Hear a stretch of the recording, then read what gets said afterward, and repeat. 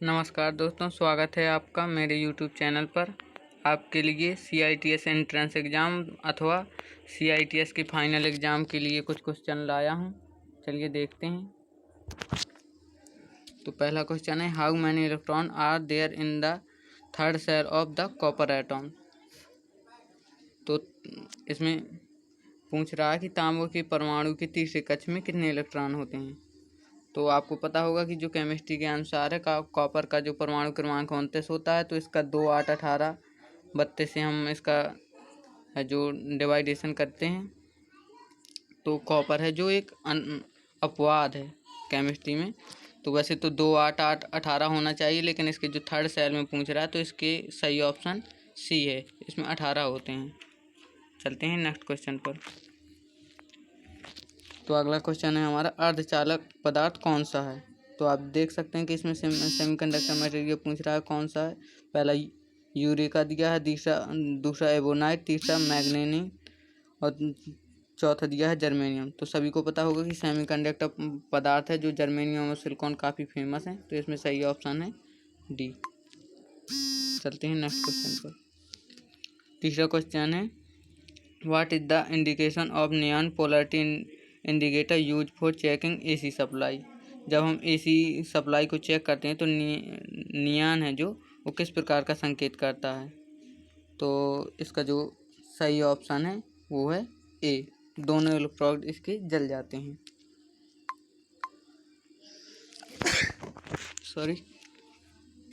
तो अगला क्वेश्चन है हमारा, 500 वाट के लैंप को 5 घंटे जलाने पर विद्युत ऊर्जा की खपत को यूनिट में निकालिए।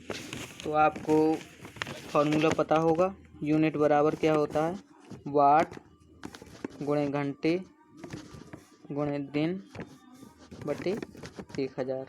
तो आप इस फॉर्मूले से आसानी से निकाल सकते हैं। तो सही ऑप्शन इसका कितना आ जाएगा, 2.5 यूनिट। आप इस फॉर्मूले को लिख सकते हैं कि यूनिटों की संख्या बराबर होता है वाट गुणे घंटे गुणे दिन बटे 1000। तो अगला क्वेश्चन है, 100 वाट स्लैश 250 वोल्टेज से रेटेड बल्ब के ग्राम प्रतिरोध का मान क्या होगा। इसमें ये पूछ रहा है कि अगर आपकी किसी बल्ब में रेटिंग दी हुई है 100 वाट और 250 वोल्टेज, तो उसमें जो हॉट रेजिस्टेंस की रेटिंग है वो क्या होगी। तो आप निकाल सकते हैं, P बराबर होता है I²R या फिर B/I। और आपको वोल्टेज का मान दिया है, करंट का मान दिया है और पावर का मान दिया है। करंट के फॉर्मूले, पहले करंट निकाल लीजिए, उसके बाद आप आसानी से रेजिस्टेंस की वैल्यू निकाल सकते हैं। तो इसकी वैल्यू आप निकाल के देखिए तो इसका आ जाएगा 625 ओम। तो अगला क्वेश्चन है आपके लिए, कौन सा नियम कहता है कि बंद विद्युत परपथ में लगाया गया वोल्टेज पाथ के योग के बराबर होता है। मतलब जब which law state that in close electric circuit the applied voltage in equal to the sum of the voltage drop. तो इसका सही ऑप्शन है किरचॉफ का दूसरा नियम, क्योंकि किरचॉफ का नियम है जो ओपन सर्किट के लिए नहीं है, वो बंद सर्किट के लिए बताया गया है। उसका किरचॉफ का नियम ही होता है कि किसी बंद पाथ में बहने वाली धाराओं का मान तथा उसके संगत प्रतिरोधों का गुणनफल करने पर उसका टोटल EMF जो प्राप्त होता है हमें। अगला क्वेश्चन है, 200 वाट और 250 वोल्टेज के दो लैंप 240 वोल्ट आपूर्ति से श्रेणी क्रम में जुड़ी हुए हैं, तो कुल शक्ति का मान पूछ रहा है।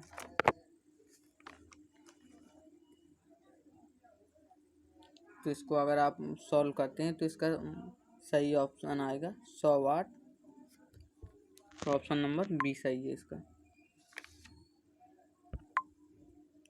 अगला क्वेश्चन है, what is the formula for the equivalent resistance RT of the 3 resistor R1, R2, R3 are connected in parallel circuit. आपको पता होगा जब प्रतिरोध को हम समांतर क्रम में कनेक्ट करते हैं तो फॉर्मूला क्या होता है, 1/R बराबर 1/R1 plus 1/R2 plus 1/R3। जब RT की वैल्यू निकालते हैं तो इसमें सही ऑप्शन जो होगा ये चौथा नंबर का होगा। चौथा नंबर का जो है RT बराबर 1/R1 plus 1/R2 plus 1/R3।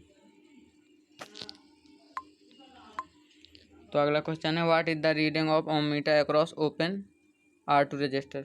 तो आपको पता होगा कि किसी भी ओपन सर्किट के लिए अगर रजिस्टेंस की वैल्यू पूछे तो अनंत होती है, क्योंकि ओपन सर्किट में कोई करंट फ्लो नहीं होती।